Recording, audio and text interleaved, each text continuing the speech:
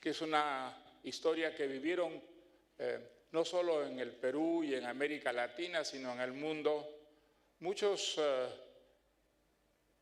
hombres y mujeres de mi generación que en la adolescencia imaginaron una salida revolucionaria que resolvería todos los problemas de su sociedad, crearía un mundo generoso, sin explotados y sin explotadores, sin ricos pero también sin pobres, en el que todas las servidumbres que entristecen, llenan la vida humana de sacrificios y de dolores, desaparecerían. Un mundo que, imaginado primero por intelectuales iluminados, sabios, luego trasladaríamos a la realidad a través de la revolución. Eso fue para mí el socialismo cuando era todavía un adolescente. Creo que la idea socialista, o más bien comunista, nació en mí leyendo un libro que nunca he releído desde entonces, pero que marcó tremendamente mi adolescencia. La noche quedó atrás, de un escritor alemán que escribía con seudónimo, Jean Valjean. Era un alemán que había sido comunista en la época nazi, que había vivido en carne propia los horrores del nazismo, de una forma brutal de totalitarismo racista, y la vida sacrificada, arriesgada, heroica de este escritor a mí me conmovió profundamente.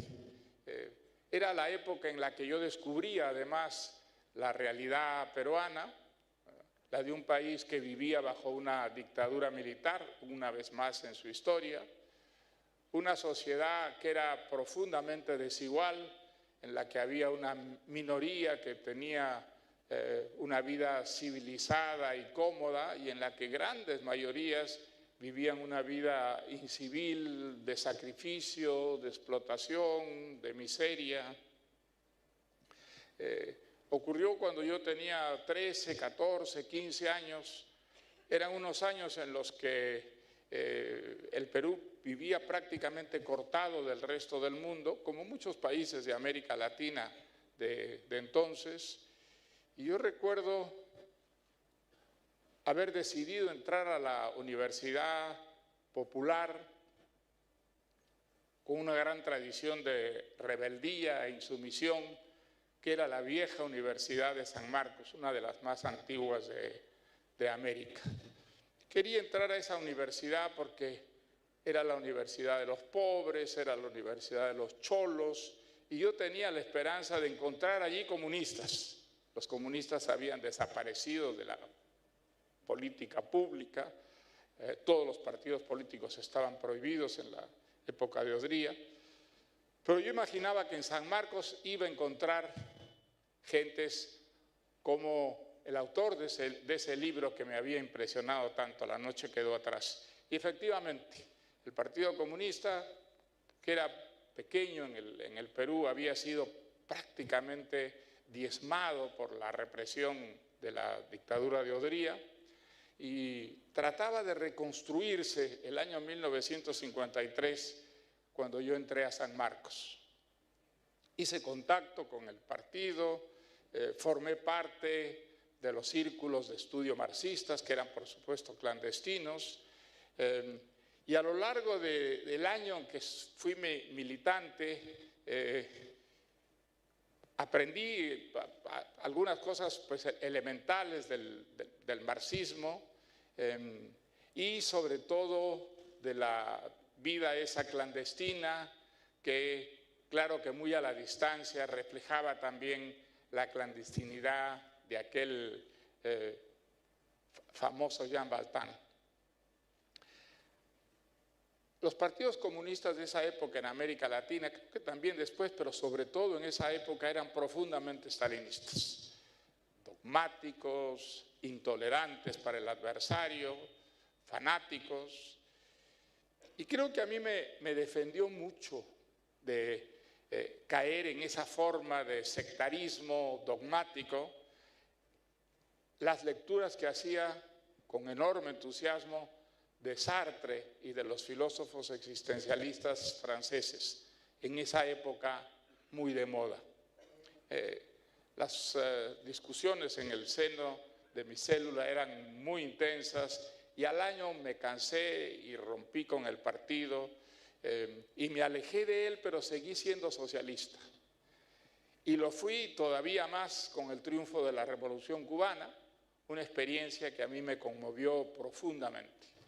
El año 62, yo era periodista en la radio televisión francesa, estaba en México cubriendo una información.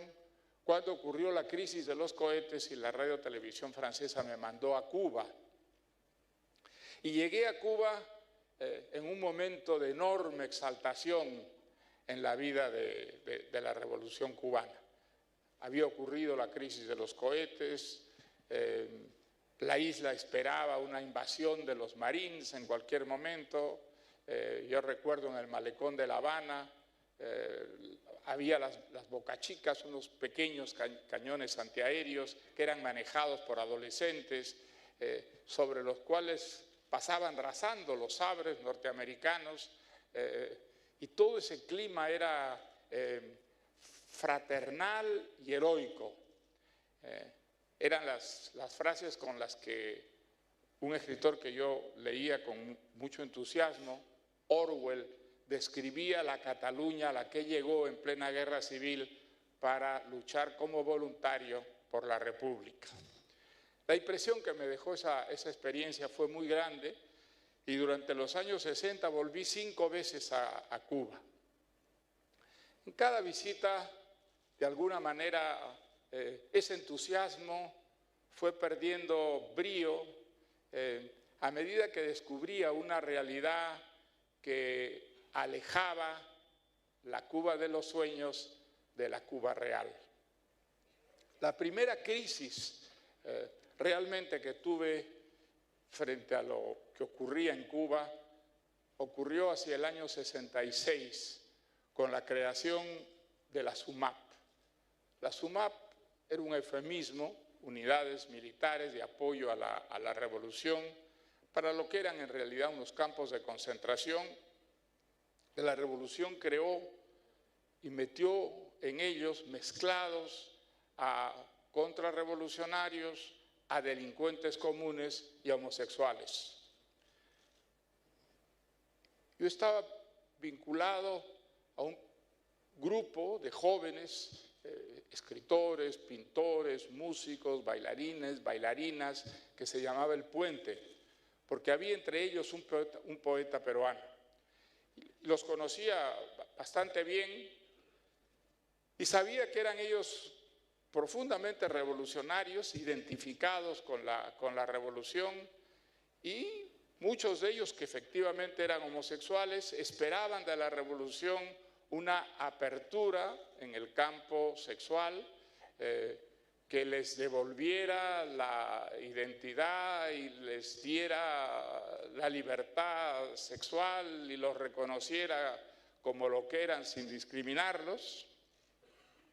Y de pronto aparecían estas UMAP, que a muchos de ellos los llevaron a campos de concentración. El resultado fue bastante trágico, hubo suicidios entre ellos. Y yo recuerdo que para mí fue el primer trauma profundo respecto a la revolución cubana y a la situación, digamos, de la sociedad cubana bajo el imperio de los Castro. Luego de eso vino el famoso caso Padilla, que para mí significó la ruptura con la revolución cubana. Padilla, seguramente algunos recordarán, era un poeta muy conocido que dejó la poesía para dedicarse a la revolución, llegó a ser viceministro de Comercio, y era una persona que formaba parte, digamos, de la estructura que dirigía la revolución. De pronto comenzó a hacer algunas críticas, no a la revolución cubana, sino a la política cultural de la revolución. Por esto fue atacado por toda la prensa oficial, encarcelado y acusado de ser agente de la CIA. Quienes conocíamos a Padilla sabíamos que esto era un disparate sin pies ni cabeza, y escribimos un manifiesto que circuló entre muchos autores que habían apoyado la revolución cubana y sin embargo lo firmaron protestando contra lo que era clarísimamente una injusticia y una falsedad. Bueno, el resultado seguramente algunos lo recuerdan. Padilla salió de la cárcel acusándose de ser un agente de la CIA, nos acusó a todos quienes lo habíamos defendido de ser también agentes de la CIA, y esto significó para muchos escritores que no éramos comunistas, pero que apoyábamos y defendíamos la revolución cubana, la ruptura con esa sociedad a la que desde entonces empezamos a criticar, no como lo que parecía ser, sino como lo que realmente era. Para mí eso marcó un antes y un después.